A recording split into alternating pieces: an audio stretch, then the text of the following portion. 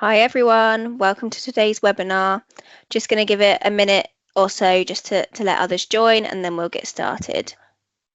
Right, it's 1 minute past, so I'm thinking we'll get started and the session will be recorded anyway for anyone that joins late. So with that, just wanted to introduce ourselves. So today, as your presenters, you'll have myself. I'm Lucy, and I'm one of the customer success managers for Sage People, and also my lovely colleague Millie Harrison, who is also one of our customer success managers. So just to give you a bit of background on what we're going to cover today, we are going to talk a bit about transitioning from legacy objectives to enhanced objectives. So I've got a slide in the moment that's going to show you kind of a screenshot of what legacy versus enhanced objectives is if you're unsure. If you are a newer Sage People customer implemented within the last 4 or 5 years, you probably won't have ever been put on legacy objectives. You'll be on what we call our enhanced objectives, but we'll show you the screenshot so you can see.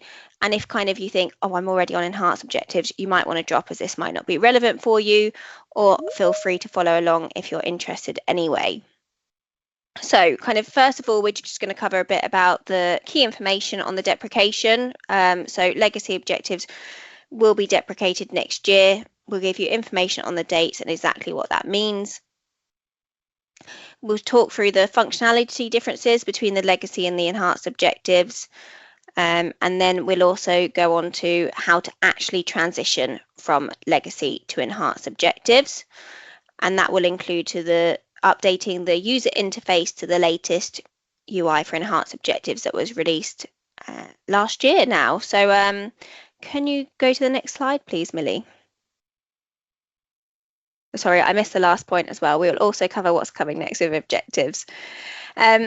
So as you can see from this slide, in the top left of the screen, you've got a screenshot of what the legacy objectives look like. So this is quite kind of dated user interface for Sage People. This objective functionality used to link with our performance overview, so you could see your objectives alongside doing your performance review. Then fast forward to, I've got it on my next slide, but I'm going to say 2020, 2021, we introduced Enhanced Objectives version 1. Now, Enhanced Objectives version 1 did not link with the performance review at all. It was kind of a bit standalone as an object, and it opened within a new window within the WX. So from that screenshot in the bottom left, you can see you've got kind of the 3 lines, what I call the burger menu, and none of your WX services down the side. Whereas if you jump to the right-hand side over to Enhanced Objectives version 2, you can see that this is kind of more modern user interface. It's got the WX services down the left-hand side, so you can easily navigate away from the objectives and back into it. But it is still using that enhanced objective object. Legacy objectives uses just an object in Sage People called objectives, so they're kind of 2 different areas within the system. If you're using Enhanced Objectives version 1, just to say, kind of, you would have probably done most of the configuration needed for Enhanced Objectives 2.0. But if you're not on the new user interface, it might be worth considering the switch. So hopefully that makes you clear on the difference and you'll know which version of objectives you're on. But today we are talking about upgrading from the top left, the legacy objectives, to ideally the right-hand side, Enhanced Objectives version 2, because we will also soon be toggling off Enhanced Objectives version 1. So it's best to go straight from legacy to Enhanced Objectives version 2. Could you move to the next slide, please, Millie? Of course. Thank you. So apologies for the busy slide. Just wanted to kind of show you the differences between those different objectives. This table is also on the Help Center, so you can view it at any point. I've also got a handout document that will link to that page that we're going to upload with the webinar recording as well. I won't go through all of these. As you can see, there's quite a long list, but just wanted to pull out some kind of key differences. So One key difference between legacy objectives and enhanced objectives is that in legacy objectives, if you want to data load into that objective object, you can do that via the Sage People data loader. However, for enhanced objectives, this is not possible. The enhanced objective object will not be available in the Sage People data loader, whether you're trying to create the template or actually do the load itself. Now, this was actually a scenario I came across when I was a customer and had to transition from legacy to enhanced objectives, and found out that you can import into enhanced objectives. It is just using the Sage People data import wizard rather than the Sage People data loader. We're not going to talk through that scenario today, but we've got some resources about data loading into objectives that we're going to share with you if that's something you choose to do. Enhanced objectives also introduces one-to-one notes. So in enhanced objectives version 1, that was called conversations. In the updated UI in enhanced objectives version 2, we've renamed that to one-to-one notes to give that kind of a clearer definition. Conversations, I think people thought it was like a Teams chat, which it definitely isn't. It's just somewhere to record those monthly one-to-one meetings you might have with your manager. So that's quite a useful area. And if you switch on enhanced objectives, the the one-to-one notes also have to be switched on. You can't have one without the other, just to make you aware. I also wanted to call out group objectives. So group objectives are a feature that are available in Enhanced Objectives version 1, but they are not currently available in Enhanced Objectives version 2. They were never available in legacy objectives, so if you're moving from legacy to enhanced, it should not impact you. But if you're looking at moving from enhanced version 1 to enhanced version 2, that might be a bit of a blocker for you at the moment. So there is a plan to return to group objectives in enhanced objectives version 2, all subject to roadmap changes, etc. But there is a plan, but we just don't have a timeline as of yet. So just to make you aware of that. And then the last couple of items I wanted to call out was HR notice boards. So we received a lot of feedback that HR notice boards were not available in our legacy or in our enhanced objectives version 1. We've now introduced this so that they are available if you're using the version 2. For those of you who don't know what HR notice boards are, they're where you can add a bit of text or information at the top of your WX page. So that's introduced for objectives and feedback. You can have a different notice board for feedback as well. And then also with Enhanced Objectives version 2, there is an option to have override field sets. So if you've got different policies within your organizations, for example, a policy per country, just for demonstration purposes, let's say you've got the UK and the US, you might have different fields required for your UK policy if UK team members entering objectives versus your US team. So the field set overrides allow you to maybe add US specific fields to the US policy and maybe UK ones for the UK policy. So that's a really good new feature as well. What does deprecation mean, first of all? So deprecation of legacy objectives will mean that the object still exists in the back end. So if you've got previous objectives team members have recorded and you want to keep it there, you can, that's no problem. It is just the WX process which makes the objectives available in the WX, the self-service portal, that will be deprecated. So team members will no longer be able to view existing legacy objectives or create new ones or amend existing ones because they can't view them. So that's what it means. Millie's going to talk you through kind of your options when she gets to her part if you have got legacy objectives, even if you've already transitioned over to enhanced. So just jumping to the timeline now. So enhanced objectives was actually introduced a very long time ago. So it was actually 6 years ago that we had the early adopter for enhanced objectives. And then it was made general availability in February 2021. So five odd years ago. So as I mentioned, it's been around for a very long time. However, I know there have been blockers to some of our customers moving over to enhanced objectives. One of the big ones was having the performance review and the objectives side by side that you had previously with the legacy objectives. As of October 2024, so 1.5 years ago, we introduced that updated performance overview where you could see your performance reviews and your enhanced objectives side by side. So that came with a few other updates, user interface updates, etc. So that's a really big improvement, and hopefully if that was a blocker for you, that is no longer a problem. Then as of October last year, we actually updated the user interface for the objectives as well, as you saw on the previous screenshot, where you could see the 3 different types. Again, that's quite a big improvement because you've got those additional features such as the HR notice boards, and the best is the user experience because they're not being taken to a separate window and it's much easier to navigate. We're going to remind you of this a couple of times throughout the webinar, but just to make you aware, the plan is to deprecate legacy objectives in May 2027. So that date could change slightly, but that is now the planned date in our 27.1 release. Then the other date to be aware of is that as of October 27, we will be looking at removing the toggle to turn on Enhanced Objectives 2.0. What that means is similar to when we turned on the WX 2.0, whilst you can opt to turn it on right now, by October 2027, we'll take away that ability to opt. All our customers will automatically be on the Enhanced Objectives 2.0. So just something to be aware of, really.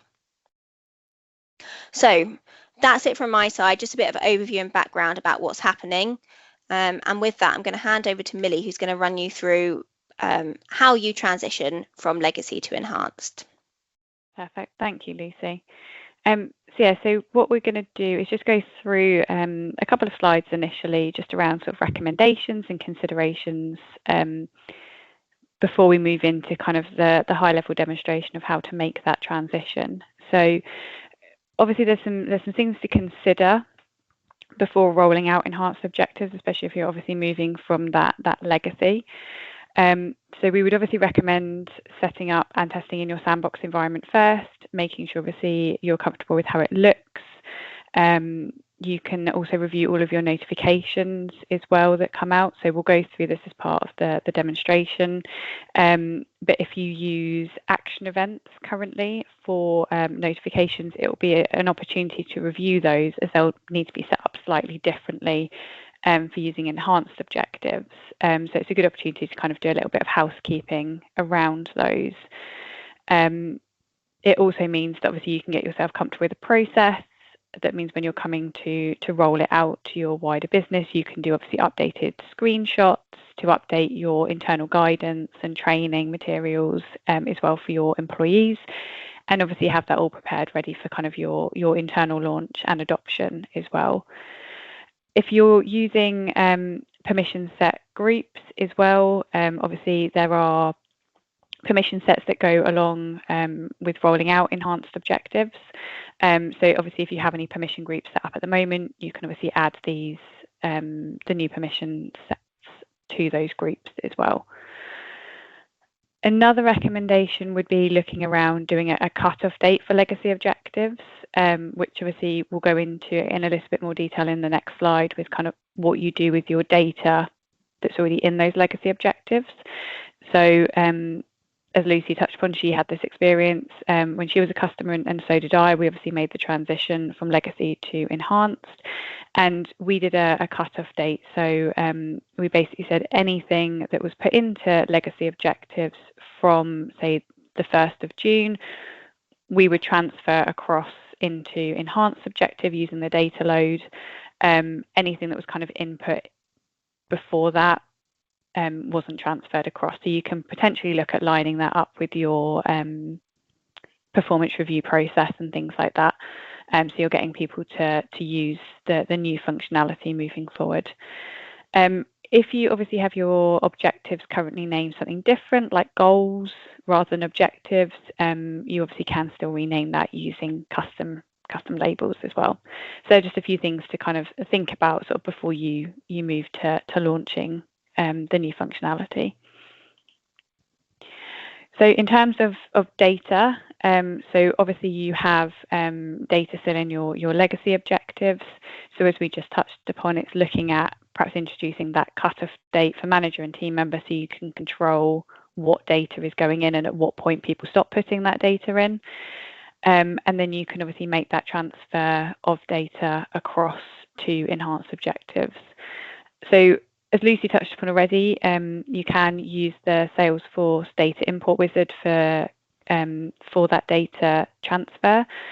We did a webinar, I think it was a couple of years ago now, on data loading, and as part of that we created a mini guide on using and doing this particular task. So I've added a link in here that we'll obviously make available after the webinar. It is located on the Help Centre under Additional Resources. We have a mini guide section, and it can be found in there, and there are steps on how to use the Salesforce data import wizard for this, so uploading enhanced objectives and creating tasks as well. So all of that's there that, like I said, we won't be going through on this webinar, but the information is already there for you to be able to kind of carry out those steps. So the next portion of the webinar is a video to go through kind of the stages, and like I say, it is at a high level. All of the information can be found on the Help Centre, and as I say, we'll provide all of the links after the webinar on where you can kind of find these steps. But hopefully, obviously, this will give you a nice overview of how to make that transition.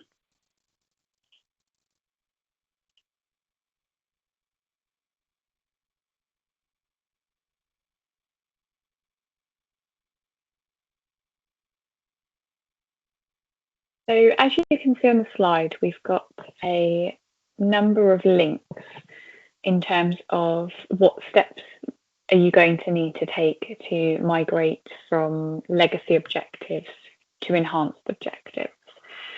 So during the next few short videos, we will be going through kind of the key steps that you need to take. So how do I turn it on in install packages? What permission sets do I need to sign? How do I surface it in WX? And what are the notifications that go along with that, and kind of what control do I have over those? So as part of this pack, we've pulled together all of the relevant links for you to the Help Centre. So we've set them out on the slide kind of in order for you to follow. And there are some additional kind of configuration steps that we're not going to go through just for time on this webinar itself, but more for your awareness that there's kind of optional functionality that you can complete. So there's things like adding or removing default fields, depending on what you want to show your employees. You have a lovely feature, which is the fact of, like performance reviews, you have an object for the objective reviews that is manager and team member separately. So when a team member is carrying out their objective review, they can actually have different fields than what the manager sees. So you're capturing those at the right level. One of the things that we will touch upon through the videos are around setting up action event emails or using the default system emails. And we also have some validation rules that you can use. So we've linked through to a piece of work that my colleague Lucy and Andy did recently around validation rules for Sage Elevate. And this can be found on the Sage People community. And that has a number of validation rules around closing objectives and how that process can work. That you may want to include as part of your setup. So it's not something that we're going to be going through today, but we've added all of the links so you can go have a look at those validation rules on Sage Elevate and see whether there's something you want to implement as part of this process. So in this section, we're going to look at assigning the permission set.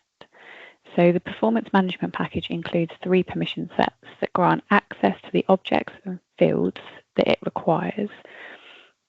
So what we're going to do is, in this demonstration, we're going to show you where to find the permission sets and then how to assign the relevant permission sets to each user who will obviously be using enhanced objectives.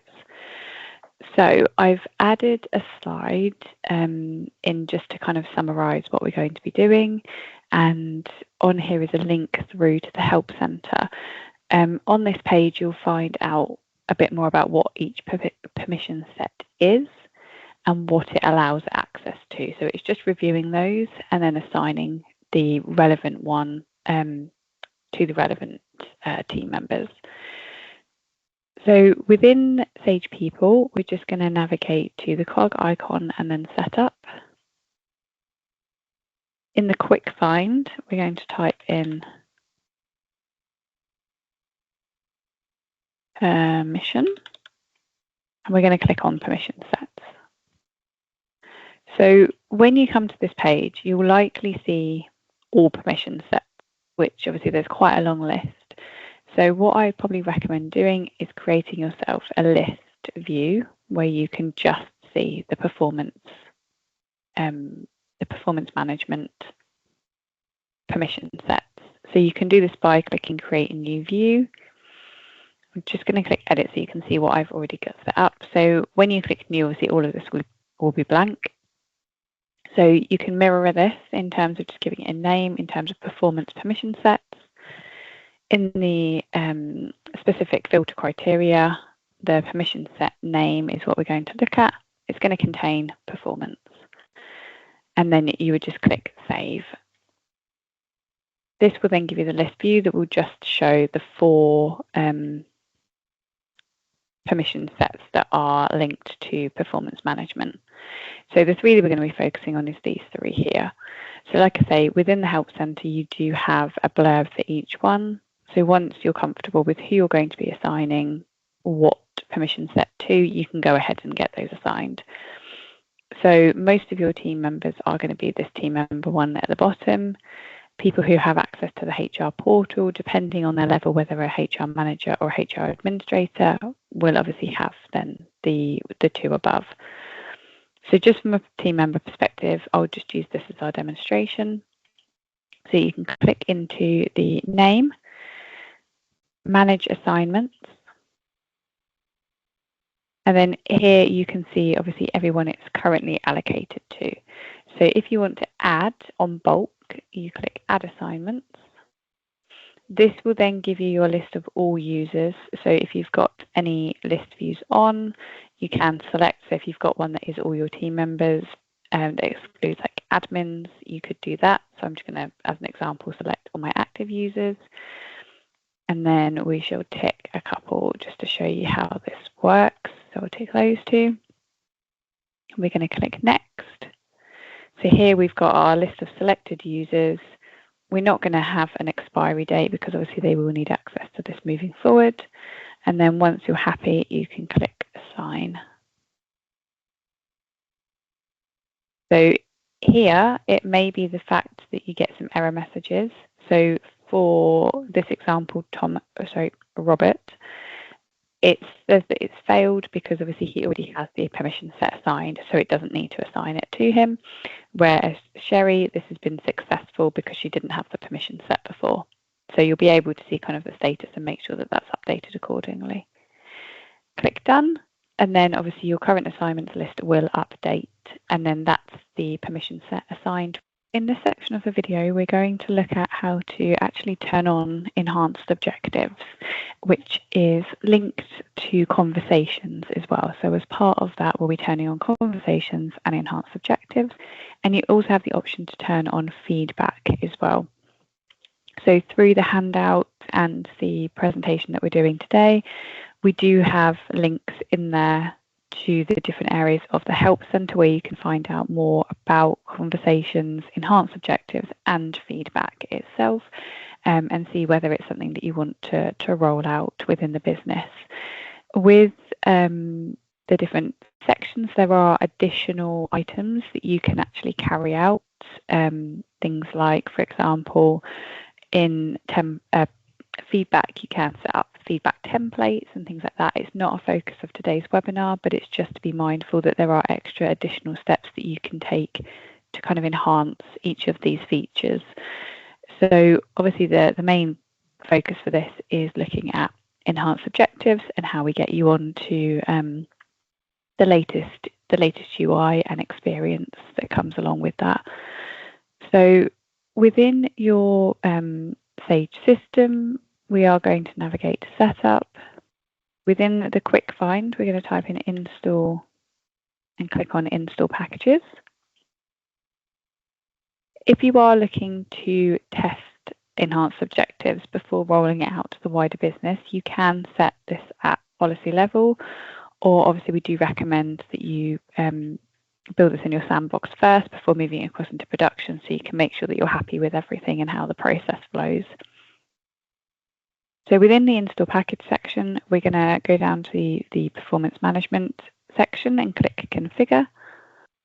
And then in this screen, you have your general settings for performance management, settings for conversations, objectives, and then feedback. So like I say, it's worth familiarising yourself with the information on the Help Centre for each section to kind of fully understand what it does and any additional steps that you can take for configuration.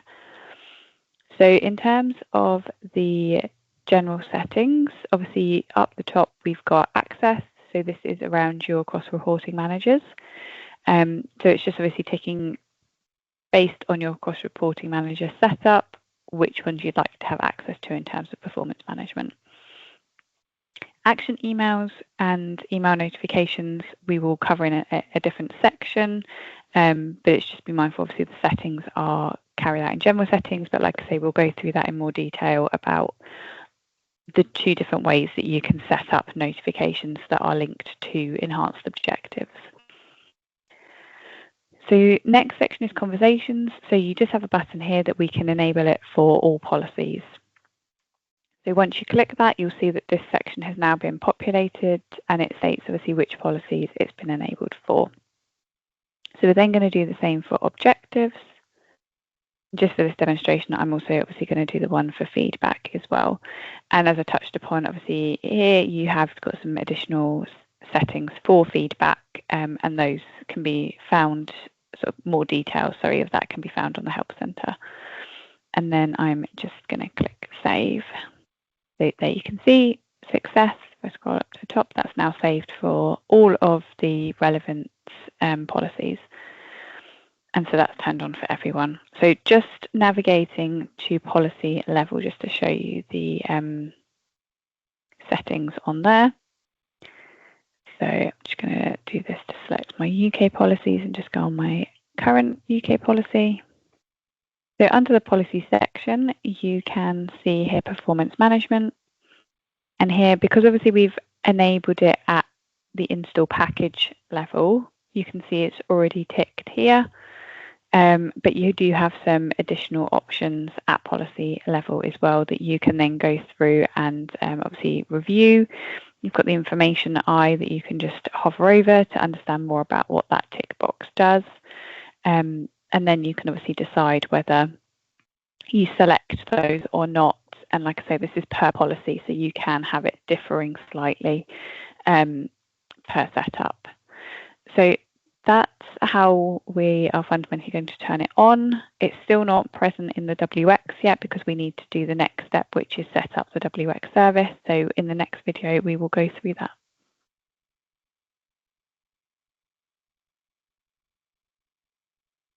Now we've turned on conversations, objectives, example feedback as well within install packages. We now need to display this WX. So currently, your old objectives, let's click objectives, look like this. This is obviously what we're updating as Lucy's slides initially in the presentation. I'm going to make it look new and lovely. So to do this, we just need to go back into HR portal, 9.app launcher. We're just going to type in WX. So change this to all. So the likelihood is because if you're using performance reviews and things already, the likelihood is that you will already have your service set up. So for this example, we're just going to go into our performance service. And you can see the WX processes listed underneath here. So objectives currently, we are using the old functionality. So we need to deactivate this and add in the new process. So first step, we're going to click New WX Process. We're going to give it a name. So I'm just going to call it Objectives New, just so internally we can know the difference. I'm going to pop in my order number. I'll show you where to get this order number from. And then the process type is we are going to scroll down and click on the Performance Management option and click Save. So for your order, obviously each one of these is listed and this is how it will list in WX. So generally we recommend increments of 10, and then you can add in anything between those in terms of like policy documents or things that you want to fit in, but it means that you don't have to reorder everything. So now we've set up the new objectives, we're just going to click on the objectives, click Edit, and then we're just going to untick Active and click Save. So this means that it will no longer be showing within WX itself. So now we've set up the WX process, it's active, we have it switched on. The next step to pop in the new UI, so then we're going to go to Setup.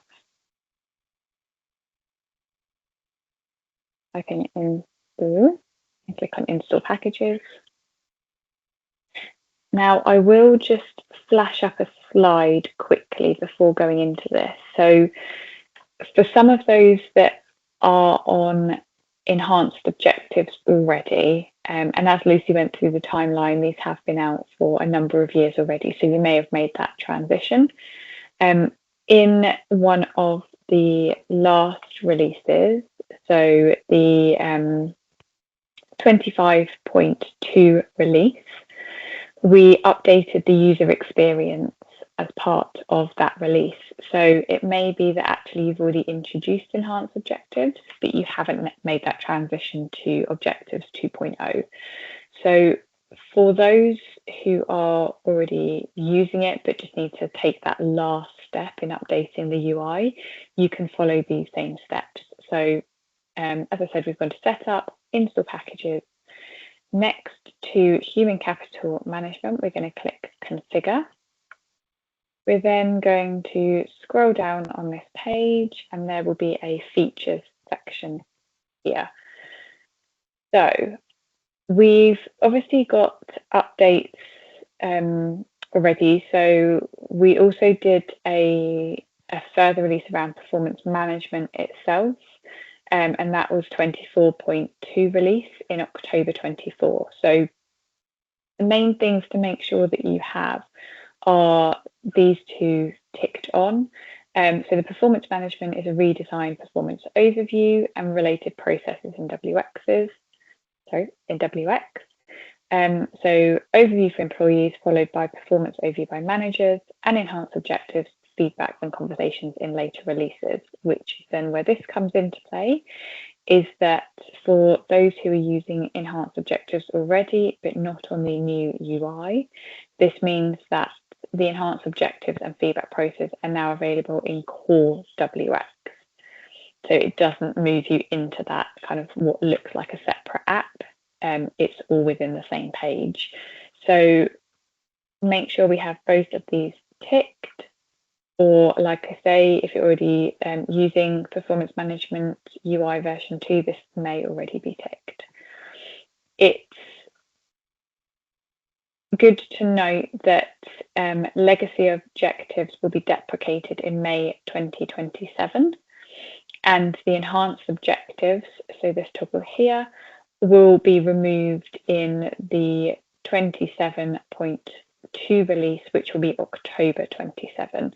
So we do have this summarised in the presentation, and we do have some key dates highlighted as part of this, so you're fully aware of the dates for making this transition. So I'm just going to scroll up and click Save. And then once we click back into the People portal, I'm just going to refresh the page. So from the home screen, I'm just going to navigate back to performance. I'm now going to click on objectives again.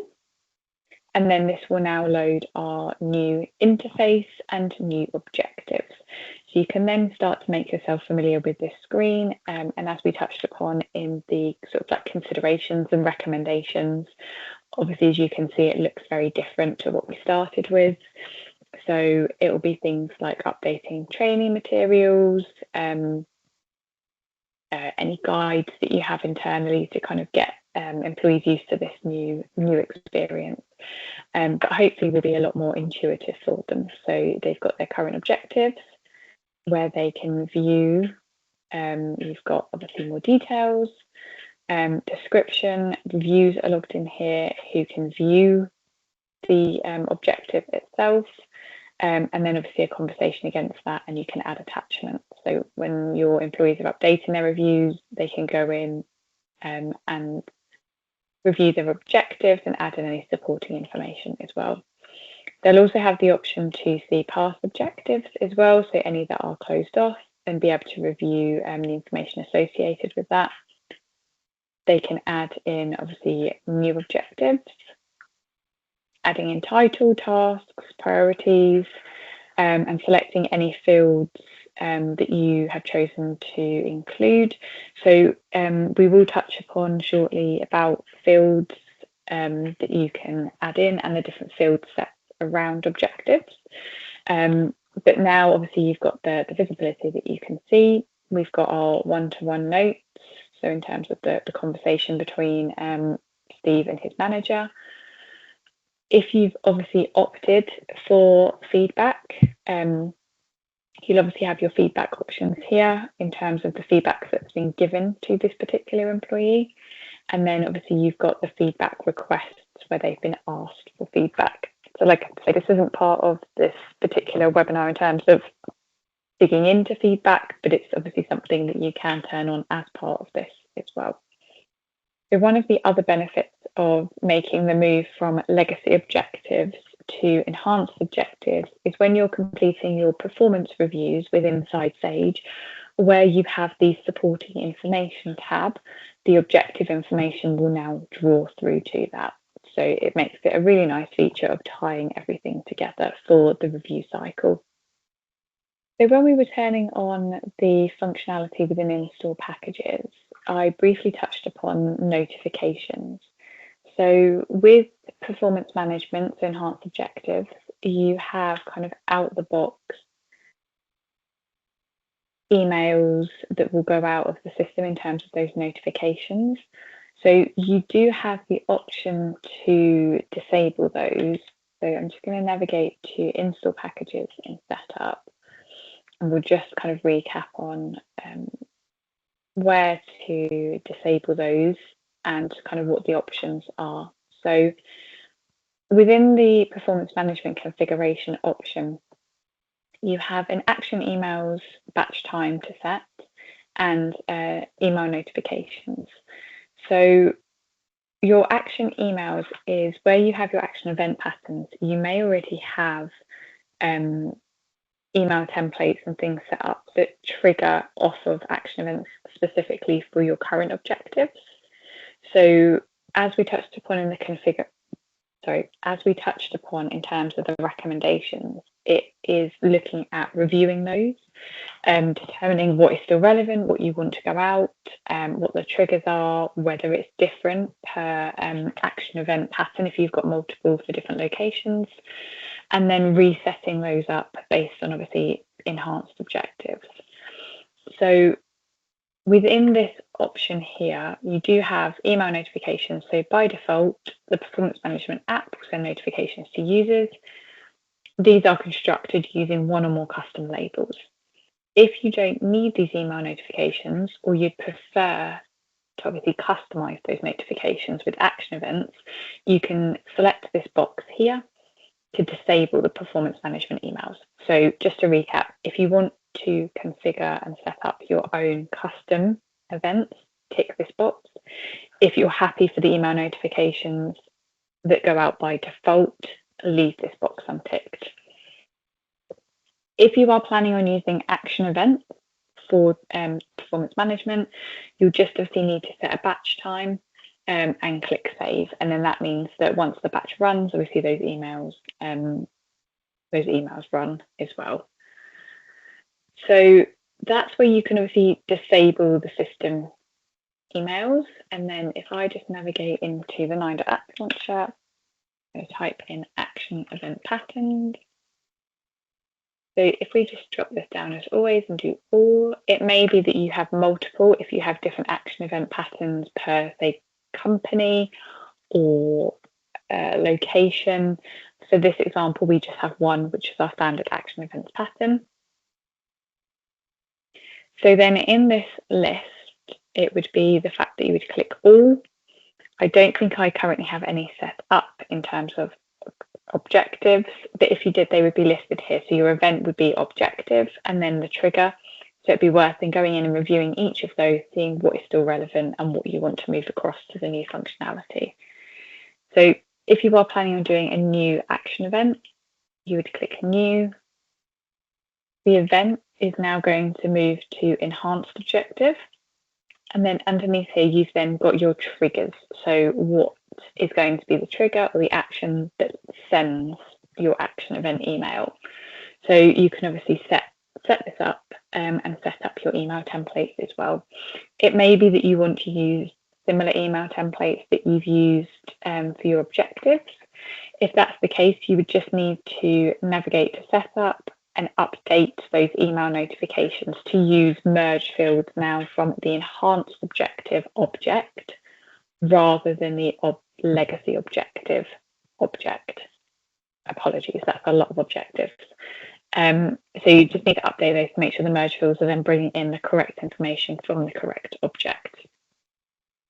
As always, select your email template folder, your email template, who obviously it's going to, and then click save. And it would just be working your way through that for your for all of your notifications that you want to use as part of the system. So as part of customization for enhanced objectives, there are a couple of things that you can then do as optional steps in terms of fields. So from the home screen, we're just going to navigate to Setup, Object Manager, and then we're going to type in Enhanced Objective. On this page, you'll then have fields and relationships. So as set out in the guidance on the Help Center, you have things like category, company objective, and priority, which will pick lists. So you do have the option that you can go in there. Let's just pick a category as an example. You'll see some default values, but you can obviously deactivate any of these, add in new ones that basically align with your business and your business requirements. So you've got those 3 pick lists that you can go in, and update. You can add new fields or hide any fields that you don't wish to show on the objective. So if you then click into field sets, what you've got is you've got some additional fields set here. So additional fields, so a really helpful place to just kind of quickly understand what the field set does is to look at the description. So when viewing or editing an objective, these additional fields would show if you want to add anything in there. In the same vein, you've also got hidden fields. So if there's any fields that you don't want shown, you can just drag them into this field set and then they no longer show in WX. You also have the option of fields to display on the team member objective list view as well, that you can add additional fields into there. Another thing just to point out that's a nice little feature of moving across to enhanced objectives is on the enhanced objective review object, you have 2 field sets, one for manager and one for self-review, which would be your team member. So this is where I touched upon in a previous video. You can have slightly different fields for a manager reviewing an objective versus a team member reviewing an objective. And this is where you can come to update that. So as I said, there's extra information on the Help Center. It's kind of like that next step of like additional configuration in terms of sort of adding fields, removing some of the default fields, and the different views for the review as well.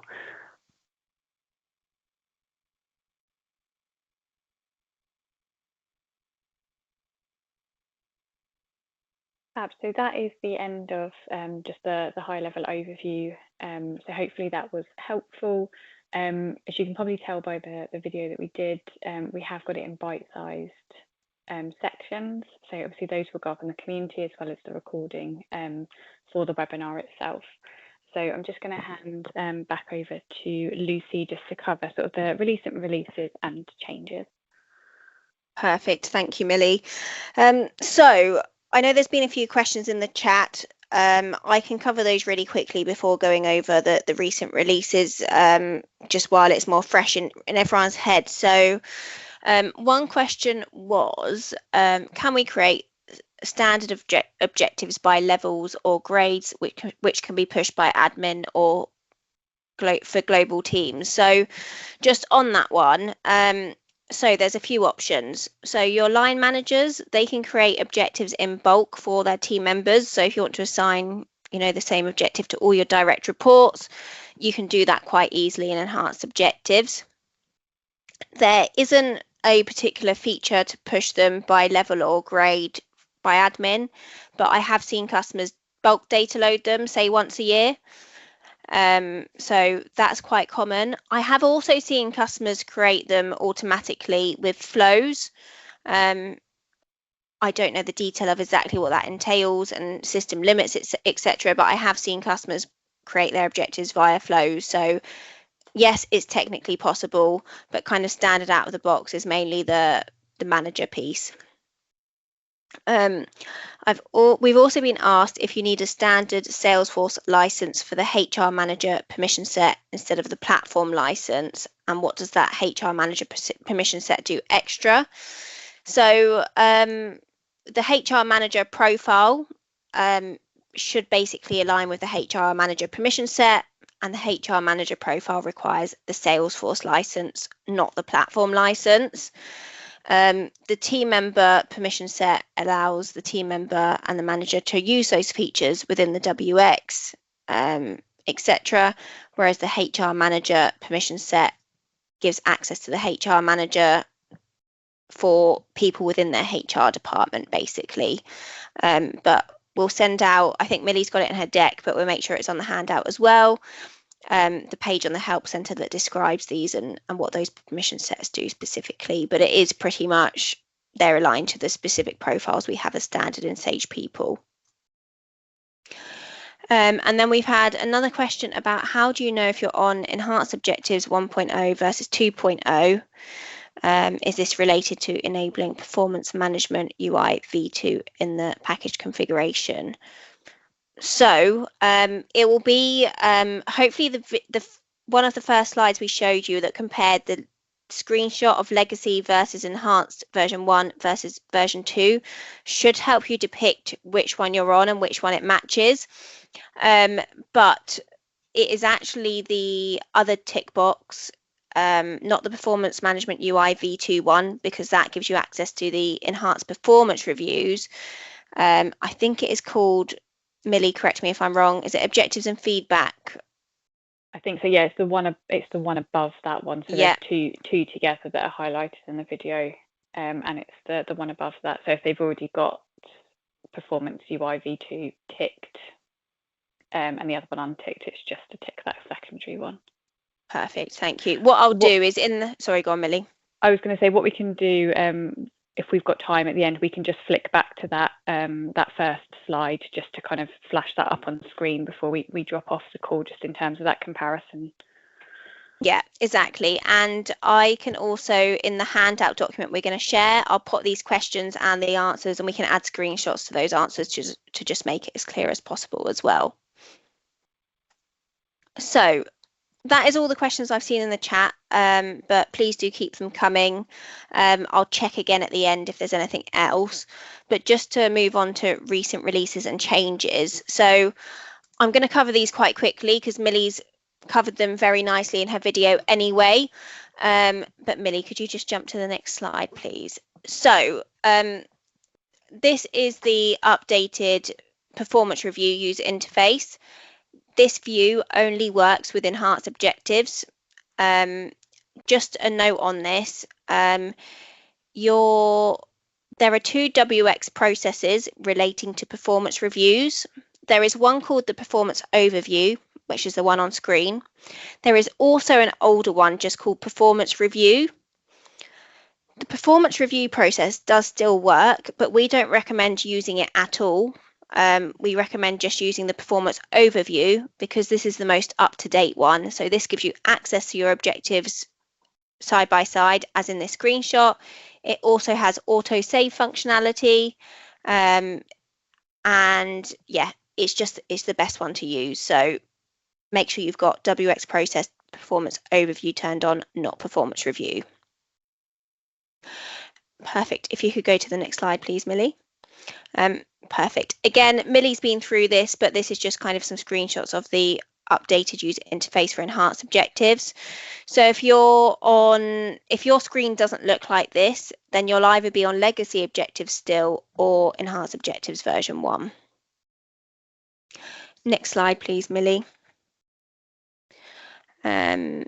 Oh, I think we skipped one. If you just jump back one for the feedback. Yeah, apologies. So, and again, Millie's been through this in her lovely video. So just to note that this is kind of the new user interface for feedback.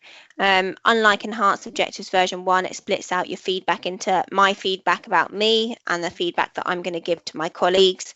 And again, you can add HR notice boards. So it's a really nice update. Thank you, Millie.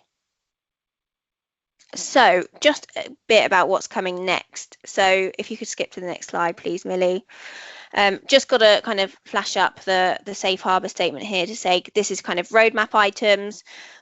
Whilst this is planned delivery, not everything is guaranteed to be delivered. I know this roadmap at high level, so if you do have any roadmap specific questions, please do pop them in the chat. If we can't answer them today, we can take them away and speak with our product team to get the answers for you as well. So if you go to the next slide, perfect. Thank you, Millie. If you joined our webinar at the end of May about our 26.1 release, you might have seen some demonstrations on our performance coach. So this is part of our AI early adopter program. So if you're not aware of this, I'm putting the link to it in the handout. It's definitely worth a watch. Our AI Early Adopter Programme, we're still open to applicants if you are interested in participating. And just to make you aware, there are additional charges to this AI functionality as it's using some extra Salesforce tools. So please do watch that webinar that we're going to link in the handout if you haven't already and you want more information on the AI programme. But just to kind of call out some information specific to objectives. As of today, those in the early adopter program can use AI to help draft development objectives within AI. So your personal development based on different data points within the system. And it can also summarize past performance reviews. Next slide, please, Millie. Now, what's coming next in it's going to be a drop for our early adopter program customers also. All this AI stuff is relevant to our early adopter customers, but we don't have an exact release date for our 26.1.1 release, but it should be hopefully within the next month. We're going to allow you to use AI to draft operational objectives as well, so kind of performance and business related outcome ones. Suggestions can be informed by your organizational context, including maybe your company objectives or your manager objectives, where they are in place. We're also going to be introducing AI into the feedback review as well. So it can help, provide. So if you've drafted an objective and you don't like it, you can put a thumbs up or a thumbs down to say you don't like what it's come up with, and then it can help us refine that experience moving forwards. We're also going to be giving more room for describing tasks. So tasks sit within the objective to kind of break down that objective into more manageable chunks.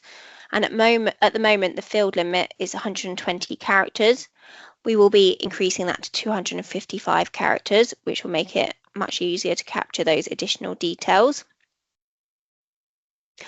And we're going to do clearer explainability, so improved guidance to help users understand why AI suggested specific objective titles to help prevent duplicate or overlapping goals as well.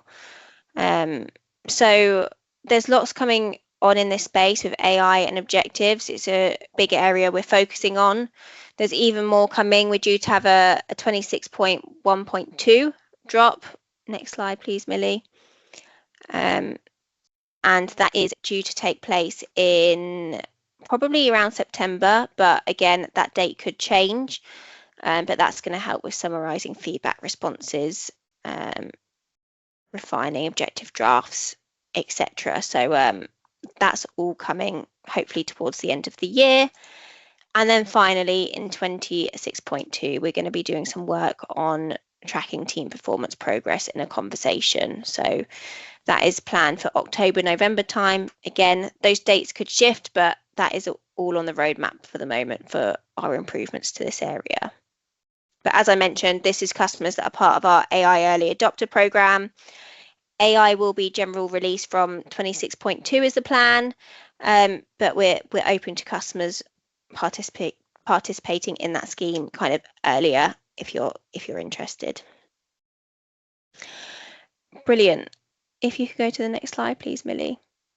So we've mentioned this a couple of times throughout the webinar, but just wanted to reiterate the kind of key dates to be aware of. So if you are on legacy objectives, they will be deprecated in our 27.1 release. So May 2027 is the planned date at the moment. And then a note, if you are not on the Enhanced Objectives 2.0 user interface, that will be mandatory from 27.2, so roughly October 2027. So please keep those dates in mind and make sure your org is prepared, get your users prepared. As Millie mentioned, having those cut-off dates are going to be really key to make sure your users are ready. Perfect. That is it from me, Millie, I think. Fabulous. Thank you, Lucy. Just obviously the question around going back to this slide quickly of how do I know what I'm on? Obviously just sort of flashed up. So as Lee said, top is legacy, underneath is enhanced objectives version 1, and then on the right hand side of the screen is enhanced objective version 2. So we'll make sure, as Lucy covered, that all of the handouts have this information in it and the screenshot, so you can kind of be really comfortable about kind of what you're moving from and what you're moving to. But thank you everyone for attending. We really hope that was helpful. We'll pop up the recording over the coming days, so you can watch it back if need be. Perfect. Thanks everyone. Thanks, Millie. Thanks. Bye.